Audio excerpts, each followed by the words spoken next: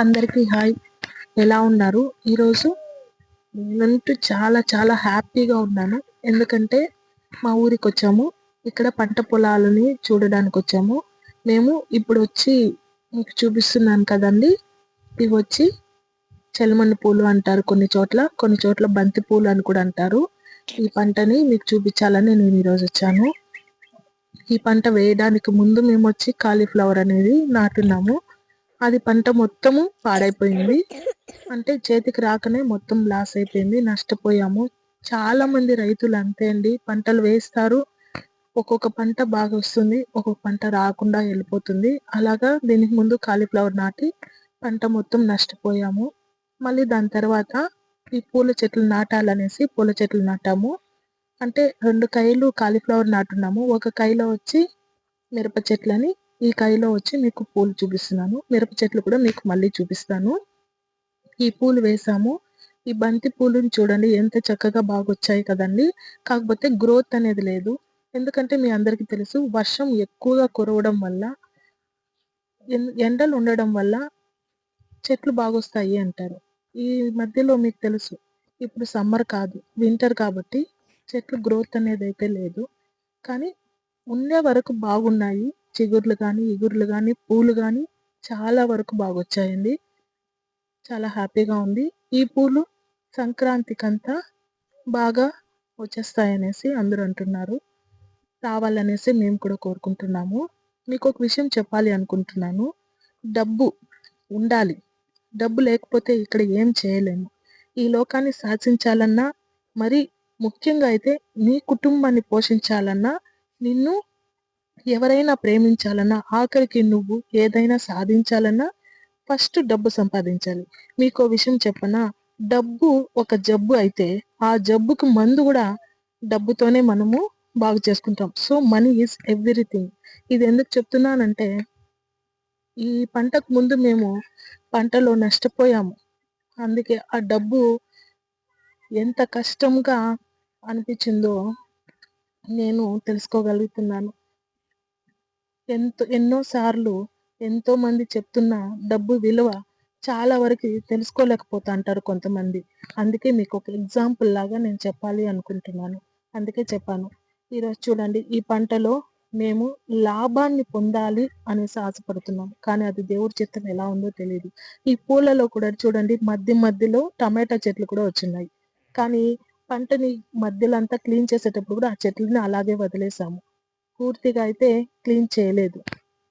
అక్కడక్కడ టమాటా చెట్లు వదిలాము. అక్కడ చూడండి, మా బాబు కూర్చొనేసి గేట్ వాళ్ళ పైన ఆ పైపుల దగ్గర కూర్చొని ఎంజాయ్ చేస్తున్నారు. ఫుల్ అంటే ఫుల్గా ఎంజాయ్ చేస్తున్నారు తను. ఎంత హ్యాపీగా ఫీల్ అవుతున్నాడంటే, కాలీఫ్లవర్ ఉన్నప్పుడు వచ్చి వెళ్ళినప్పుడు చాలా బాధతో వెళ్ళాము. కానీ ఇప్పుడు చాలా సంతోషంగా ఉంది. మీకు అందరికీ తెలుసు మేము బెంగళూరులో ఉంటున్నాము అనేసి. కానీ బెంగళూరులో ఉండి కూడా మేము ఇక్కడికి వచ్చి పంటలు చేస్తూ ఉంటాము. వారంకి ఒక రోజు వచ్చి పంటలు చేసుకుంటూ వెళ్తున్నాము. ఎందుకంటే బతుకు తెరువు కోసము బెంగళూరుకి వెళ్ళాము. అక్కడ పని చేసుకుంటూ కష్టపడుతూ జీవిస్తున్నాము. కానీ మధ్యలో ఇక్కడ పంటల దగ్గర ఉండాలి కాబట్టి ఇక్కడికి వచ్చేసాము. పంటలు చేస్తూ ఉంటాము, మళ్ళీ మధ్యలో వెళ్ళిపోతూ ఉంటాము. వారంలో 2 రోజులు, శనివారం ఆదివారం అయితే ఇక్కడికి వచ్చి పంటలన్నీ చూసుకుంటూ వేసి క్లీన్ చేసుకుంటూ నీట్గా పెట్టుకుంటూ వెళ్తూ ఉంటాము. మళ్ళీ ఇక్కడ మీకు చెప్పాను కదండి, ఇంకొక కైలో మిరప చెట్లు నాటామనేసి. ఆ మిరప చెట్లు చూడండి ఎంతగా ఉన్నాయో. ఇవన్నీ మిరప చెట్లు అండి. ఇంటికన్నా మనకి కావాల్సి వస్తుంది కదండి మిరపకాయలు, కొనే పని లేకుండా. అది ఎలాగో కాలీఫ్లవర్ మొత్తం లాస్ అయింది కాబట్టి దానికోసమే ఈ మిరప చెట్లు నాటుకున్నామండి. ఈ మిరప చెట్లు మీరే చూస్తున్నారు ఎలా ఉంది అనేది. చూసారండి మా బాబు చూడండి. ఇది మీకు తెలుసు, ఈ వింటర్ సీజన్ లో బాగా ఫుల్ గా కోల్డ్. అసలు నా వాయిస్ కూడా ఎలా ఉందో మీరే గమనిస్తున్నారు. ఫుల్ అంటే ఫుల్ కోల్డ్ అయిపోయింది. బాబుకి కూడా కాఫ్, కోల్డ్, దగ్గు, ఎక్కువగా దగ్గుతున్నాడు. కానీ ఎంజాయ్ చేస్తూ అరుచుకుంటూ హ్యాపీగా అంటూ ఫీల్ అవుతున్నాడు. ఇక్కడ చూడండి ఈ మిరప చెట్లు ఎలా ఉన్నాయో.